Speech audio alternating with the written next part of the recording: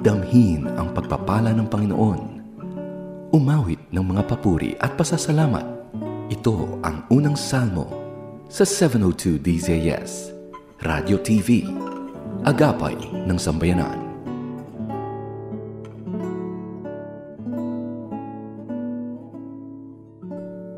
Panibagong pag-asa ang hatid ng bawat umaga. Magandang araw, kaagapay. Ako po si Pastor Ronald Llobrera. Ipagpapatuloy natin, kaagapay, ang ating tinatalakay patungkol sa paksang The Heart of Christmas.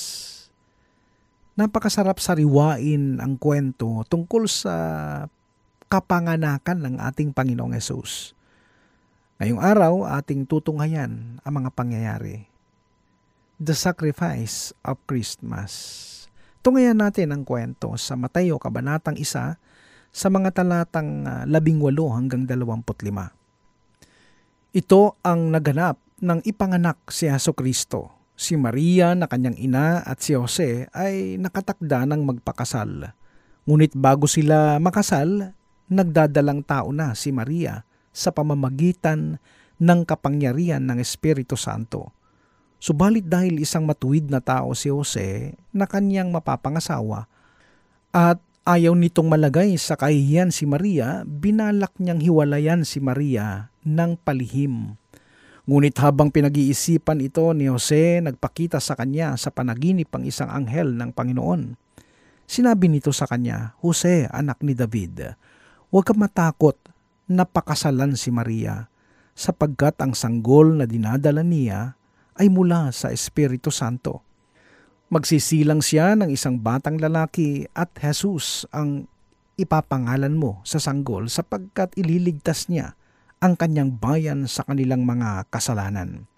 Nangyari nga ang lahat ng ito upang matupad ang sinabi ng Panginoon sa pamamagitan ng propeta. Maglilihi ang isang birhen at magsisilang ng isang sanggol na lalaki at tatawagin itong Emmanuel. Ang kahulugan nito'y kasama natin ang Diyos. Nang magising si Jose, sinunod niya ang utos ng anghel ng Panginoon at pinakasalan niya si Maria. Ngunit hindi niya sinipingan si Maria hanggang magsilang ito ng isang anak na lalaki at Jesus nga ang ipinangalan ni Jose sa sanggol. Sa Lucas Kabanatang 1 sa mga talatang 26 hanggang 45.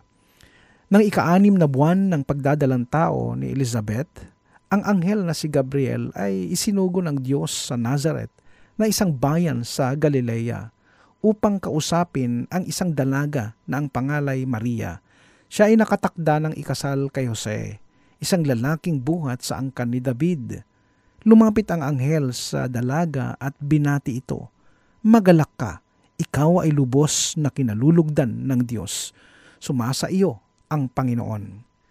Naguluhan si Maria sa sinabi ng anghel at inisip niyang mabuti kung ano ang kahulugan ng ganoong pagbati. Sinabi sa kanya ng anghel, "Huwag kang matakot, Maria, sapagkat naging kalugod-lugod ka sa Diyos. Makinig ka, ikaw ay maglilihi at manganganak ng isang sanggol na lalaki, at siya'y papangalanan mong Jesus. Siya'y magiging dakila at tatawaging anak ng kataas-taasang Diyos. Ibibigay sa kanya ng Panginoong Diyos ang trono ng kanyang amang si David upang maghari sa angkan ni Jacob magpakailanman. Ang kanyang paghahari ay walang katapusan." "Paano pong mangyayari ito gayong ako'y isang birhen?" tanong ni Maria. Sumagot ang anghel, sa iyo ang Espiritu Santo at mapapasailalim ka sa kapangyarihan ng kataas-taasang Diyos. Dahil dito, ang isisilang mo'y banal at tatawaging anak ng Diyos. Hindi ba't ang kamag-anak mong si Elizabeth ay baog? Gayon may naglihi siya at ngayon ika-6 na buwan na ng kanyang pagdadalang tao kahit na siya'y matanda na. Sapagkat walang anumang bagay na hindi kayang gawin ng Diyos. Sumagot si Maria, "Ako'y alipin ng Panginoon. Mangyari nawa sa akin ang iyong sinabi." Pagkatapos umalis na ang anghel, ang pagdalaw ni Maria kay Elizabeth. Hindi nagtagal at si Maria ay nagmamadaling pumunta sa isang bayan sa bulubundukin ng Huda. Pagdating sa bahay ni Zacarias, binati niya si Elizabeth. Na marinig ni Elizabeth ang pagbati ni Maria, biglang gumalaw ang sanggol sa kanyang sinapupunan at siya ay napuspos ng Espiritu Santo. Napasigaw siya sa galak, "Pinagpala ka sa mga babae at pinagpala rin ang dinadala mo sa iyong sinapupunan. Sino ako upang dalawin ng ina ng aking Panginoon? Sapagkat pagkarinig ko ng iyong pagbati ay gumalaw sa tuwa ang sanggol sa aking sinapupunan. Pinagpala ka, sapagkat sumampalataya kang matutupad ang ipinasabi sa iyo ng Panginoon."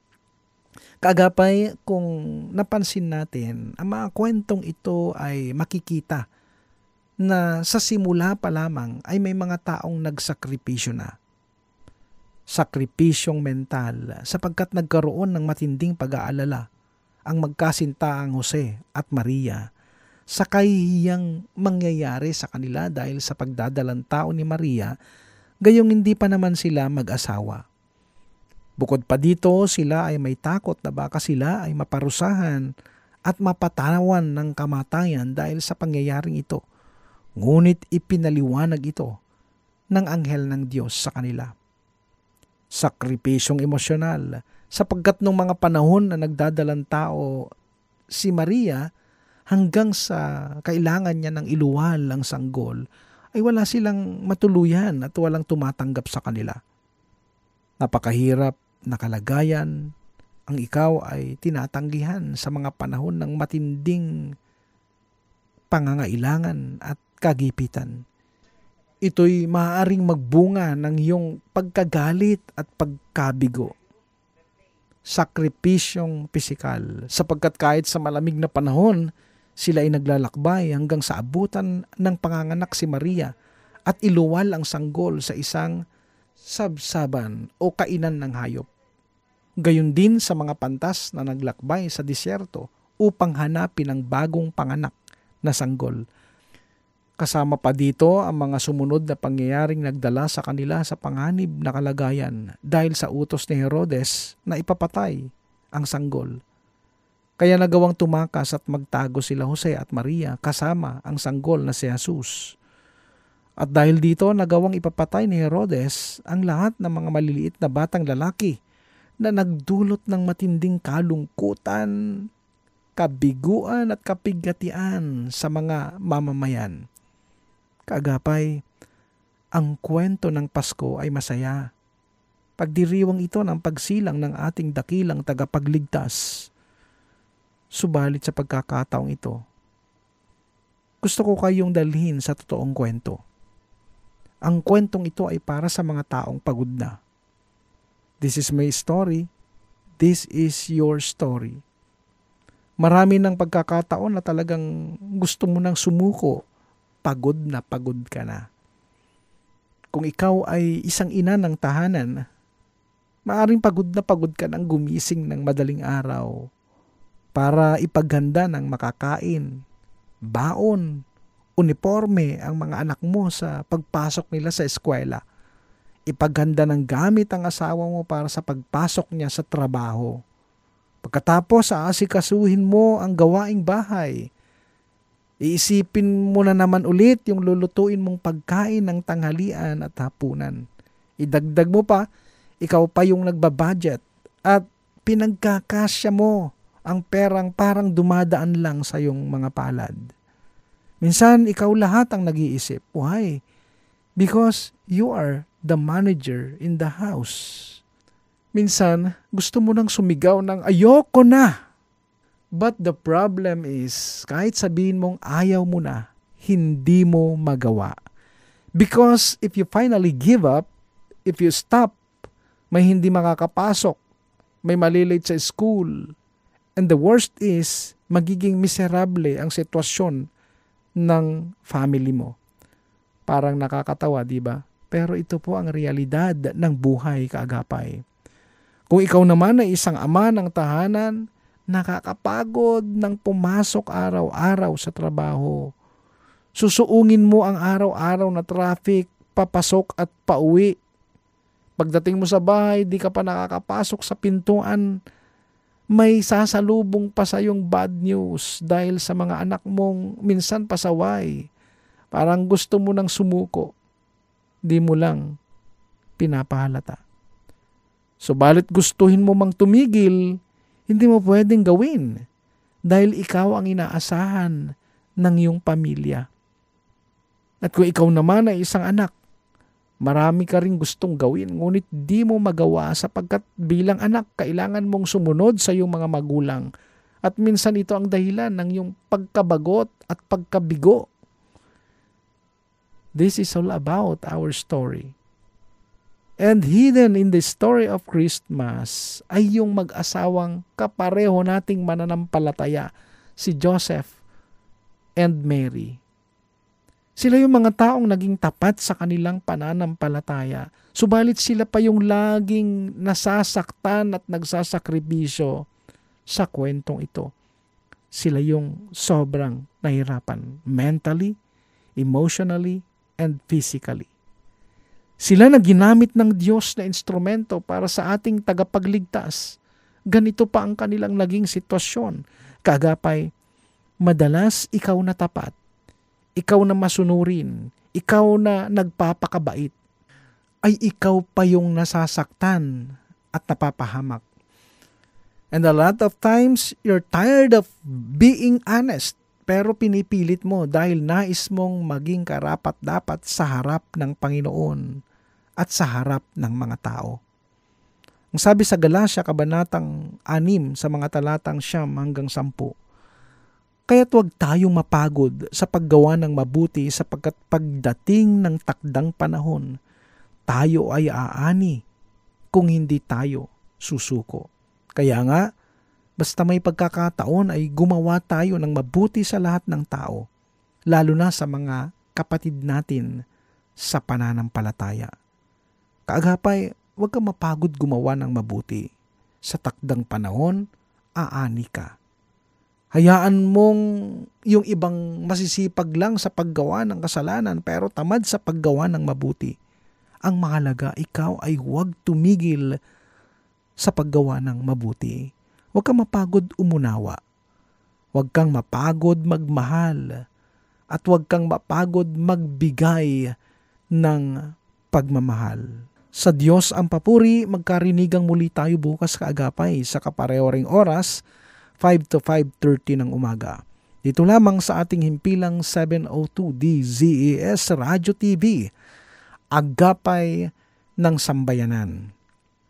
Tandaan, si Kristo lamang ang tanging daan, kaya't buhay mo'y kay Kristo lamang ilaan. Ako po si Pastor Ronald Llobrera. Maligayang Pasko at pagpalain ka ng Panginoong Hesus. Pagpalain siya sa kanyang mga gawa, nagpapagal, gumabi man umaraw. Tangan ang hiling, buhay na maginhawa.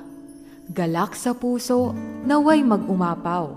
Suklian man din ng salamat at pag-ibig, upang pagsusumigasig, lalong lumawig.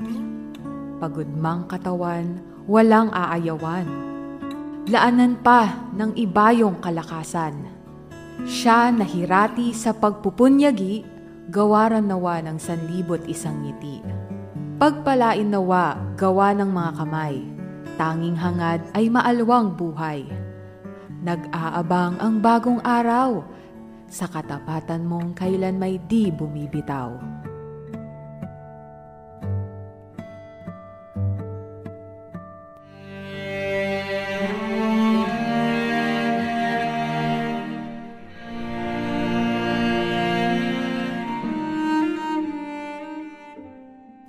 Panginoon, maraming salamat po sa panibagong araw, panibagong buhay, panibagong pag-asa. Sa aking paglalakbay, kayo po ang siyang gumabay. Sa paghawak ko ng aking manibela, ikaw ang siyang maging direksyon. Sa bawat tutunguhin, sa bawat paroroonan, ligtas na biyahe ang aking hiling.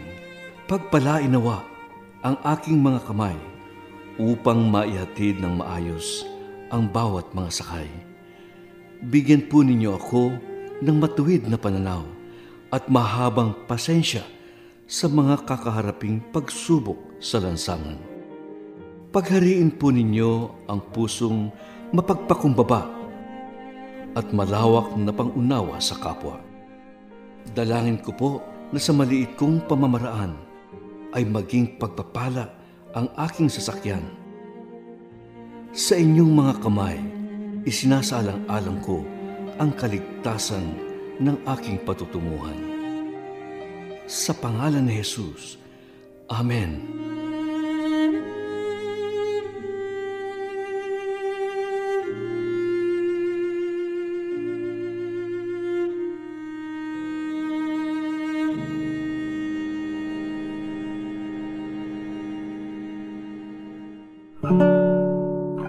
Iyong napakinggan ang unang salmo sa 702 DZS, Radio TV, Agapay ng Sambayanan.